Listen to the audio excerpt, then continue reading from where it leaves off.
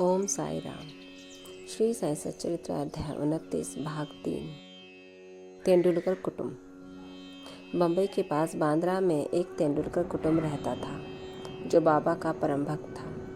श्रीयुत रघुनाथ राव तेंदुलकर ने मराठी भाषा में श्री साईनाथ भजन माला नामक एक पुस्तिका लिखी है जिसमें लगभग 800 अभंग और पदों का समावेश तथा बाबा की लीलाओं का मधुर वर्णन है।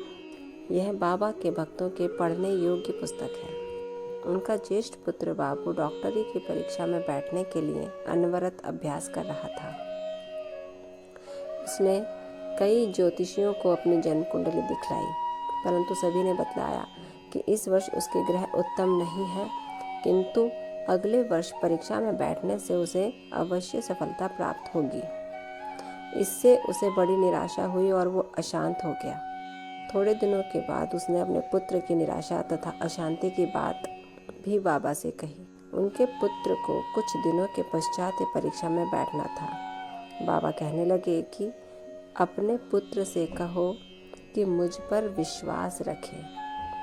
सब भविष्य कथन तथा ज्योतिषियों द्वारा बनाई कुंडलियों को एक कोने में फेंक दें और अपना अभ्यास क्रम चालू रख शांत चित्त से परीक्षा में बैठें। वो अवश्य ही इस वर्ष उत्तीर्ण हो जाएगा।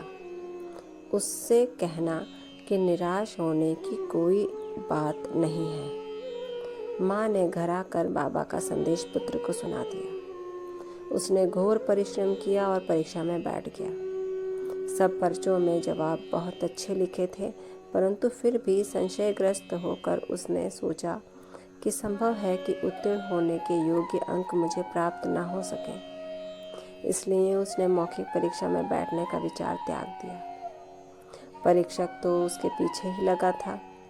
उसने एक विद्यार्थी द्वारा सूचना भेजी कि उसे लिखित परीक्षा में उत्तीर्ण होने लायक अंक प्राप्त हो गए हैं और अब उसे मौखिक। इस प्रकार प्रोत्साहन पाकर वो उसमें भी बैठ गया तथा दोनों परीक्षाओं में उत्तीर्ण हो गया।